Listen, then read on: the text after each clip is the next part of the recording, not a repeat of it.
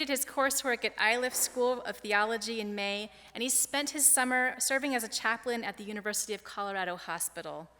You'll get to hear more about Dan in his homily, and we all look forward to getting to know you and your wife, Emily. Dan, welcome again.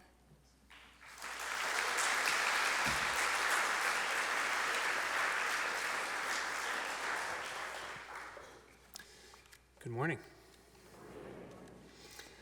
It's difficult to say exactly when my path to ministry began. In some ways, I suppose I've always been on it.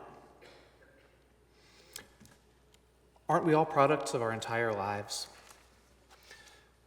The reality is there's just too much to tell in a single sermon. So here's the condensed version to cover the basics. June 1983. Hello, world. I've arrived. It's nice to meet you. January 1991. Hello, Albuquerque. I've arrived. It's nice to meet you. August 2002. Hello, UNM. High school was interesting. Let's see what college holds. May 2005. Ouch, UNM. I don't really like what college holds for me. I think I'll stick to bartending. January 2007. Getting a little tired of bartending. What else can I do? I know, I'll be a realtor. June 2008.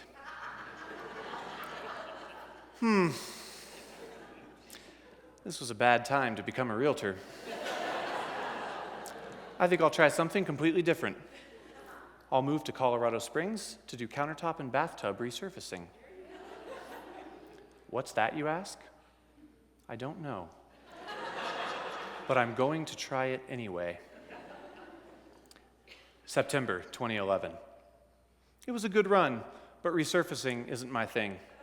And Colorado Springs isn't my place. I'm going back to school. Hello, Denver. January 2014. Bachelor's degree acquired. Hello, Iliff School of Theology. August 2016. Hello again, Albuquerque. Remember me? I'm back. Hello, Unitarian. It's great to meet you. I just arrived from Denver, and it is truly wonderful to be here. I've been so warmly welcomed here in my first week, and I look forward to continuing to immerse myself in this beloved community as the year continues. I'm also excited to be back in Albuquerque, and although I was not born here, I do consider this my hometown. I moved here when I was 7, and I grew up in this city.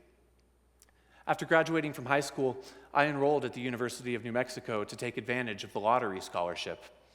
In the 3 years I spent at UNM, I learned a lot about myself, but had very little idea about what I should do with my life. After a particularly poor academic semester, I lost my scholarship and dropped out of UNM to wait tables and bartend full-time. Over the next few years, I pursued a number of career opportunities that either didn't succeed or that I found unfulfilling. With each one, I recognize now that I was responding to an opportune moment, trying each new career path not as a matter of deep discernment, but out of circumstance and convenience. Now, there's nothing wrong with seizing opportunities, but the way I was doing it lacked something important: intentionality. Parker Palmer writes, "Before you tell your life what you intend to do with it, listen for what it intends to do with you. Before you tell your life what truths and values you have decided to live up to, let your life tell you what truths you embody, what values you represent." In hindsight, his words make a lot of sense. I realize now that I didn't truly begin to know myself until I started listening to what my life intends to do with me. I don't know how long ministry was calling me before I finally decided to answer. I'm fairly certain I wasn't rejecting the call. I just didn't hear it. The call that I finally did answer came in the spring of 2011. It sounded just like my mom. In fact, it was my mom. She said, "Honey, I talked to your grandpa. He wants to cover the cost of school for you." And ever since that moment, congregational ministry has been my goal. And although that goal has remained constant, my understanding of what it means to be a minister has evolved as I have continued to grow in pursuit of becoming one. One of the greatest lessons I've learned in the work is that the work of ministry is more than I can do alone. And fortunately, I'm not the only one who can do it.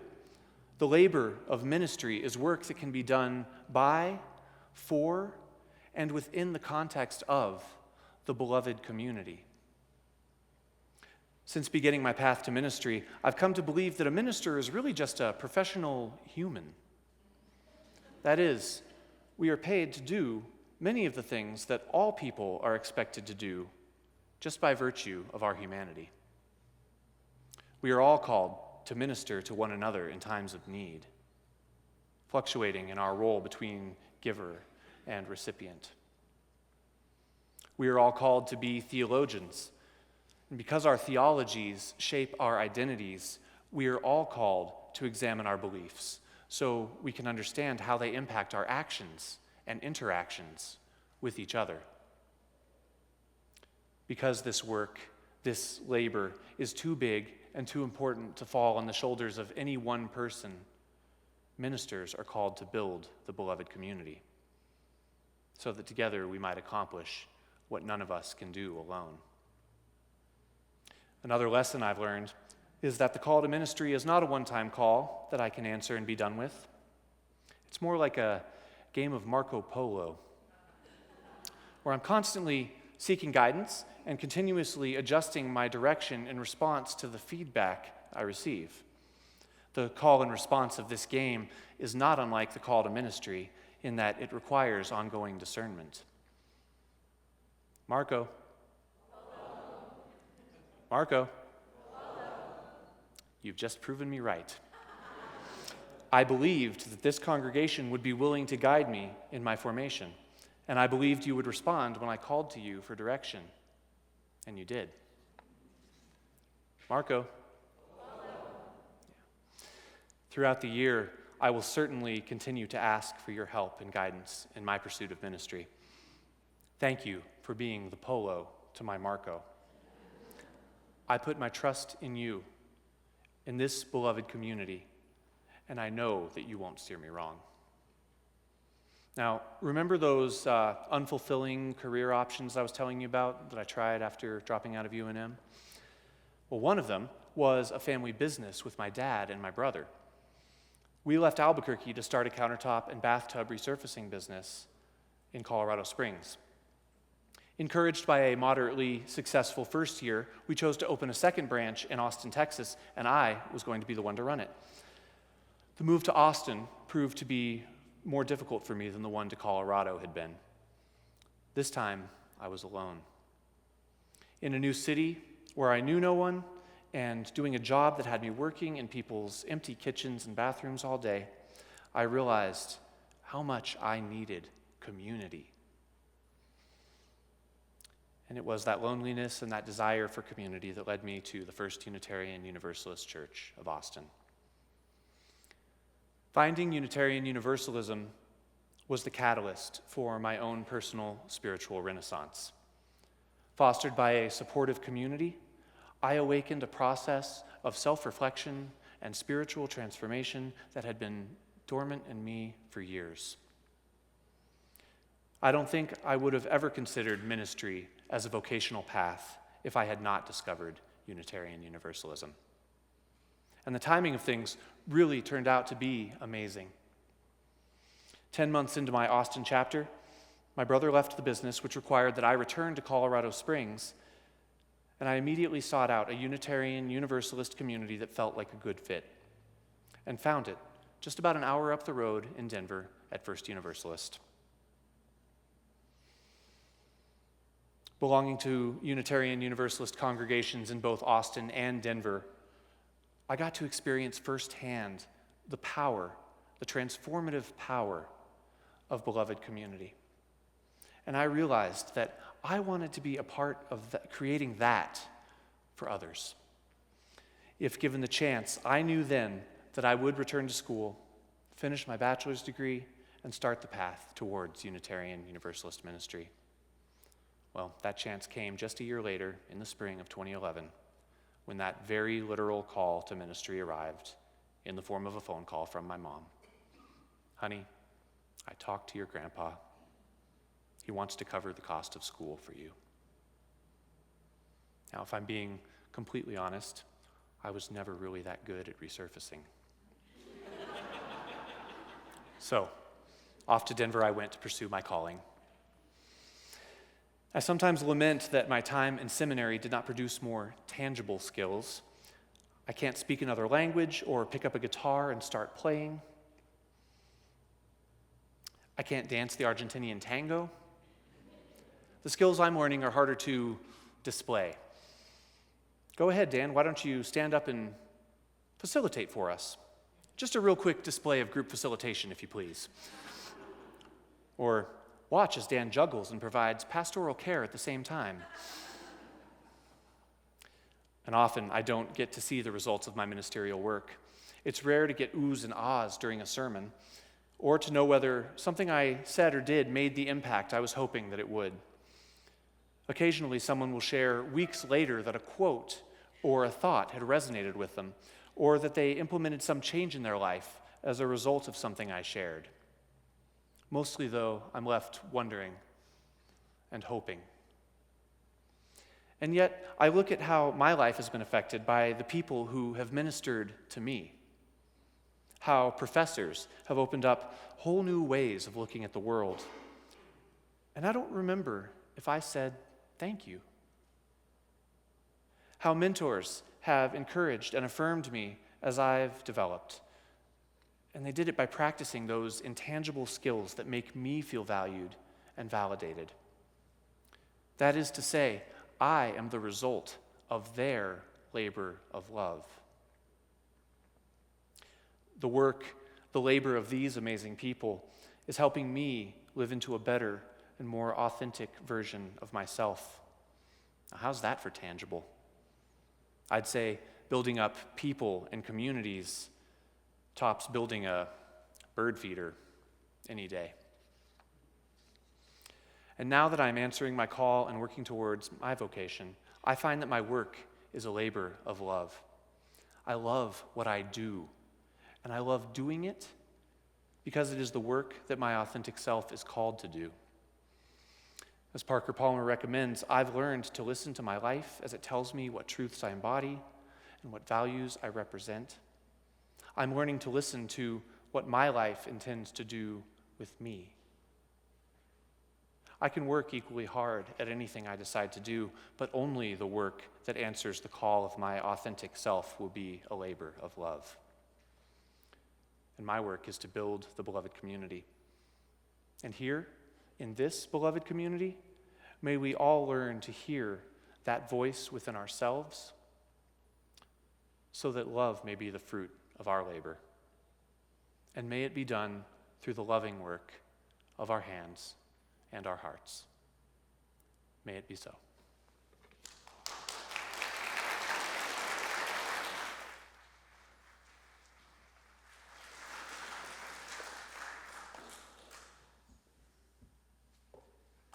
I can tell we're going to have a lot of fun this year. One night in 2002, as I was on my way home from community college, something really unexpected happened, something that changed the whole course of my life. It was an autumn evening in Oregon, not quite dark yet. There was no one in the car with me. I was making a left turn on Chamawa Road toward my house, and I heard a voice. I heard a voice. The voice said, "You're going to be a minister." I said, "What?" But I didn't hear it again. I didn't need to. I had definitely already heard it, and it didn't sound like my mother. It didn't sound like anyone. It didn't travel through my ears, but my brain registered it as coming from outside myself. Let me tell you that I had never heard a voice like that before, and I haven't since. The idea of it didn't square with my theology. I didn't believe in any kind of a God that literally speaks to people. If you had asked me back then, I would have said I was the kind of you who considers themselves spiritual but not religious. Maybe I still am, whatever people usually mean by that, but I think once you're the minister of a church, you can't really claim to not be religious anymore. Back then, I probably would have said I believed in something, a spirit of love maybe, but certainly not a talking, intervening kind of a thing, definitely not. And yet, in spite of my beliefs, I experienced a voice. Before that moment, it had never occurred to me to enter the ministry. I went to church, but I sure couldn't imagine leading one. It hadn't even occurred to me. I was thinking of going into microbiology. I enjoyed science and the detective work of studying microorganisms. I was taking psychology, too, and thinking of maybe becoming a therapist with a specialty in religion and mental health. But I really wasn't sure. I worked throughout my teens and early 20s as a nursing assistant, and not a very good one. I was always getting distracted, listening to people's stories. We were supposed to arrive at 6:30 a.m. and have 8 residents ready for breakfast within an hour. I never made it. I wanted to see them and hear them, not rush them. When one of the residents died on my first day of work after training, as a nurse worked quickly to prepare his body for his family's visit, all I wanted to do was sing as we bathed him. I wanted to sing to him in case he was listening. I worked as a birth doula for a while, too, serving as a companion to women in childbirth as the nurses or OBs came and went. My first shift after being trained in that job was remarkable, too, a home birth in which the midwife didn't arrive in time, and I caught my best friend's baby with my bare hands right in her kitchen. A holy moment by any measure. I loved people, and I noticed I was drawn to stories and to the edges of human experience. I was also deeply involved in church. I served coffee, I visited the sick, I organized our part in a soup kitchen, acted in a church play, started a young adult group, and marched in rallies. One day I asked my minister whether ministers can go salsa dancing in high heels and little black dresses. He had not personally done that, he said. But he didn't see why not. In hindsight, it looks like an unconscious part of me was wondering whether I could see myself in that role. Out of that context came the voice. I don't tell the voice story very often, and I'm sure I've never mentioned it in a sermon. But you know what? I've noticed that whenever I do tell that story in a group of Unitarian Universalists, it always turns out that a number of others have had a similar experience. In fact, just last Sunday, Tara McCoyne stood in this pulpit and told the story of hearing a voice that set her life on a new course. So it happens. There are no doubt many ways of explaining it, and I don't profess to know which one is the objective truth. Maybe it was God, or maybe when such things happen, it is our own inner wisdom presenting itself to us in the only way we can hear it. And maybe those two things aren't as different as we usually think. Has anything like that ever happened to you? Maybe not a voice, but a realization, a connection with your wisdom within, which you might not have registered before. Maybe it came as a growing discomfort. Maybe you started down a new path because of it. Maybe you continued on the path you were on, but with new eyes. Maybe it hasn't happened. Maybe you don't need it to. Or maybe you are in the middle of it now, and you haven't noticed yet. For me, it led to a new path.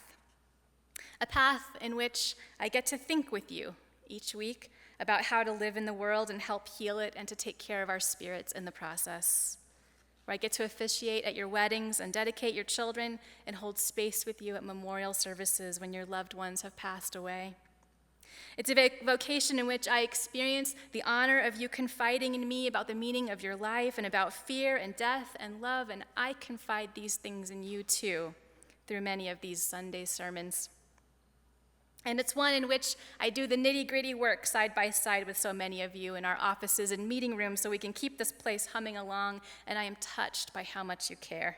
It inspires me to be the best minister I can be so that this place will always be here for you and for all of us and for our children. Of course, I know now, 6 years into this first pastorate, that a day in the life of a minister involves much more than sermon preparation and pastoral care. I've learned a lot about that since I arrived.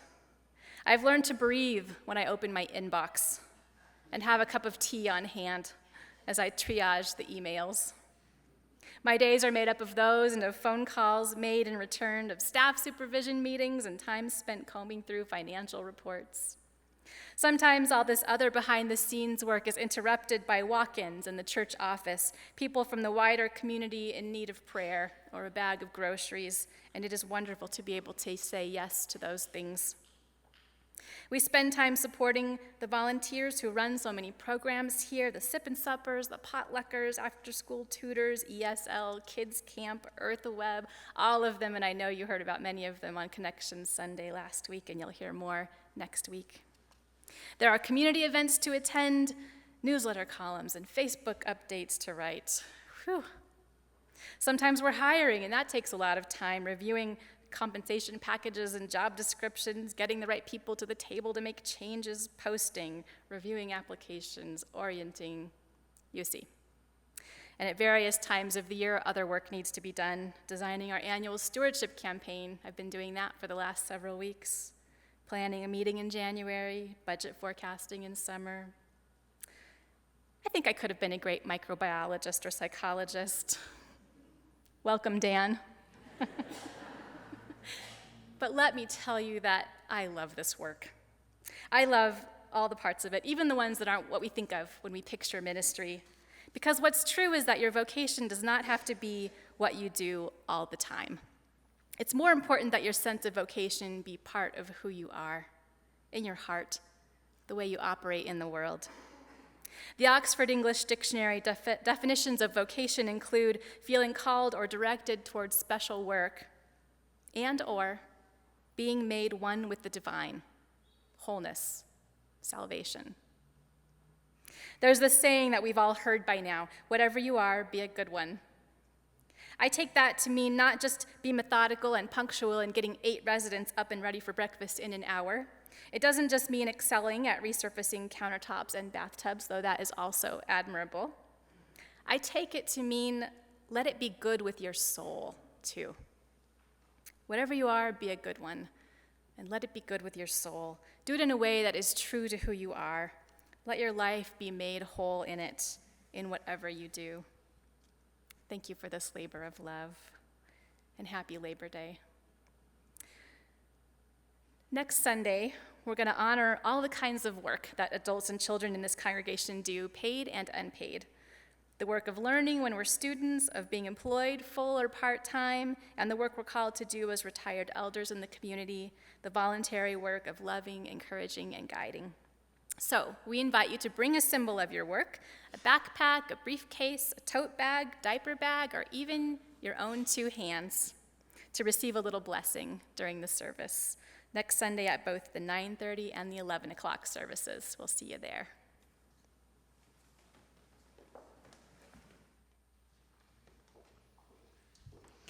About 12 years ago, in the year 2004, Massachusetts was in the process of passing their marriage equality bill. And the president of the UUA, Reverend Bill Sinkford, got a phone call from the newspapers. What do the Unitarian Universalists think about this? And he had a line all ready to go. He said, "We are standing on the side of love." And composer Jason Shelton, who's also a UU, happened to be sitting in Bill Sinkford's office, and he heard that and he said, that sounds like a song. And so he wrote a song called Standing on the Side of Love, which is number 1014 in the Teal hymnal, if you want to look at the hymnal, if you like notes. However, that song has been a little bit problematic over the years. You might notice that when we invite you to rise in body or spirit, we are trying to acknowledge the folks for whom rising in body might not be the best way to sing joyfully. And so for many years at General Assembly, when they sang Standing on the Side of Love, it became a little problematic for the folks who were in wheelchairs or on scooters. And Jason's been thinking about this for a while, because for the last few years, that song has not been sung at GA for that very reason. So he rewrote the song. The only thing that changed, instead of standing on the side of love, which might not work for everyone in the room, we are answering the call of love. So I invite you to rise in body or spirit. We have the words up